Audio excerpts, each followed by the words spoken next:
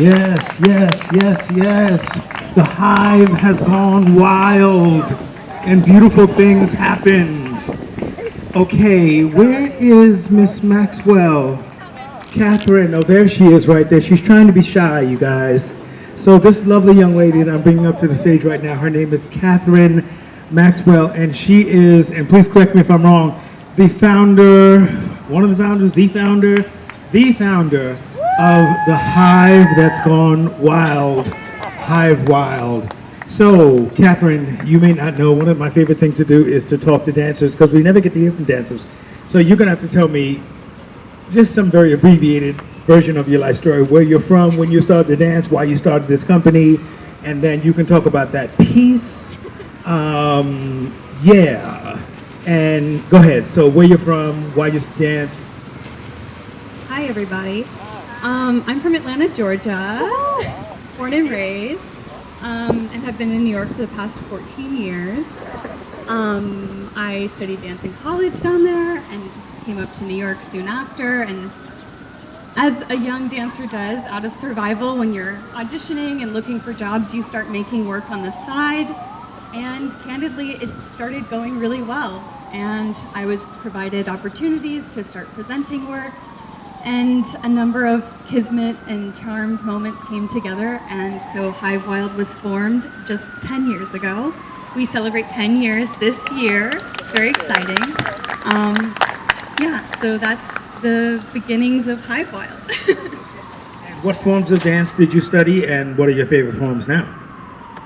Studied everything from ballet, jazz, tiny bit of tap. I'm the worst tapper ever. And contemporary and modern, and contemporary is my favorite, and that's what they did for you tonight.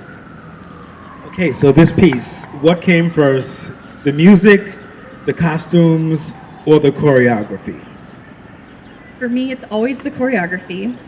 We generate movement first, and it just starts by sketching and finding ways to. I'm a big believer in editing myself over and over again, so the first time we are touching material, or I'm like, let's try this, or what does this feel like or look like, is certainly not the last, and then it evolves from there. And so soon later into the process, I'll bring in a costume designer who, Caitlin Taylor, designed the costumes tonight, and the musician is actually my brother. His name is Paul Maxwell, and he scored the whole piece. The excerpt you saw tonight is about 16 minutes of a 70-minute piece, and that premiered last year in Chelsea at Live Arts. Okay, so you're telling me that the movement comes first, and in this particular case, then the costumes, then the music? That's like hard to believe because the choreography seems to be so tied to the music, but I believe you. So where did that movement come from? What were you thinking about? You know, if I think about one of my favorite architects, you know, Calatrava, his inspiration comes from insects. And hence that building downtown at the World Trade Center with the blah, blah, blah. When you were thinking about this movement, what were you thinking about? So I'm a big believer that I make from like the feet up instead of head down. I do a lot less thinking with the head and more intuition and guiding that way. And this piece was really like, the beginnings of this piece was looking like, how can we look at the relationships with one person to another person and compare it with how humans are treating the planet and our relationship with the earth in a broader sense. So the challenges, the friction, the tension, the coming together, the synchronizing of relationship for better and for worse, and what that looks like. Dancers, I forgot to tell you all that I was going to ask you to be on the stage. It looks like you all may be changing. But if you're not changing, then please come on stage so I can ask you some questions. Okay, so, you know, now that makes sense because it felt very primal, you know, to me.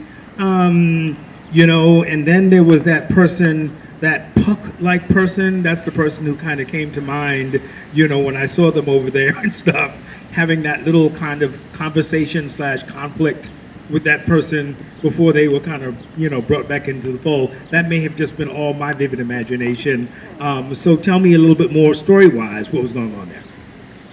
I mean, your interpretation is just as valid as mine is. Yeah, I mean, I think a lot of it, I begin with a concept and an idea, and I stay very true to that, but inevitably and naturally, like, my creative process is a filter and a processing to the things that I'm experiencing in life. And it's not necessarily like, I'm in a bad mood today, so we're gonna make a piece about anger, but it's more just like intuiting the things that are going on. We are vessels for and channels of things that we're absorbing. That's everything from books to music to experiences. So I'm a big believer in like trusting what comes through, and if we're in the studio that day and it feels a little bit more aggressive or heated, trusting that process and finding ways to continue to massage that and weave that into the story. So what I'm hearing a lot of is a lot of collaboration. You know, from the very beginning, you talked about we. You know, do you get the dancers together and, you know, just throw out a little bit of meat and then they just, you know, ravenously just sort of, you know, attack and then you shape that way? Or is there some other process that I'm missing? I approach movement a few different ways. Sometimes I film myself improvising and I bring it to them and I'm like, can we look at this material? Can you help me learn it from the video? And then let's massage it, let's speed it up, let's make it more syncopated. And then there's other days that I'm like, I'm feeling like we should do this, and they imitate that and we kind of expand on that. And then there's other days I'm like, Julian, what is it like if you, with one leg, are on the floor, but then you suddenly have like come up and we're balancing on one leg, just as an example. And so it's sometimes verbal cues, sometimes physical, sometimes using imagery. And I take this as Julian? Okay, so Julian, that process, how long have you danced with the company, and does that process obviously works for you? Yeah, this is going on my second season with the company. I joined last year. And the process is a lot like Katherine comes in, generates material, and then she learns how to adapt it on her bodies. And I really enjoy that too, because we're all dancing as individuals and as a collective. Tell us a little bit more about your dance journey, my friend. When did you start dancing? What particular forms? Yeah, where you from? I'm from Los Angeles, if you can't hear my accent. I started dancing in high school at the Los Angeles County High School for the Performing Arts. And then I graduated and went and got my BFA at SUNY Purchase. Woo, Purchase! Yeah, and then I've been freelancing in the city ever since. And okay, I'll just, you know, your favorite dancer and or dance company, maybe they inspired you, or maybe now. I'll leave it broad so you can, yeah. That's a very big question. I'm very inspired, I would say, by my peers in my dance community in New York.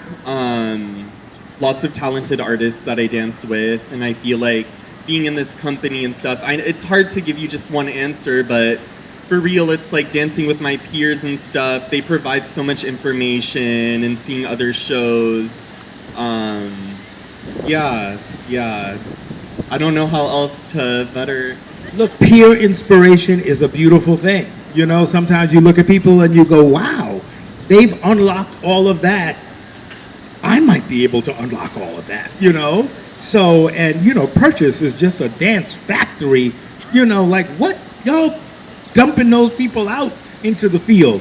Okay, as much as I can stay up here for a long, long time, these beautiful people look like they're ready, and they look like they're ready. And I just want to thank, first of all, you dancers for doing your thing, and for Katherine for putting them together and bringing them here to the Jamaica Dance Festival. So thank you very much. Appreciate it. All right.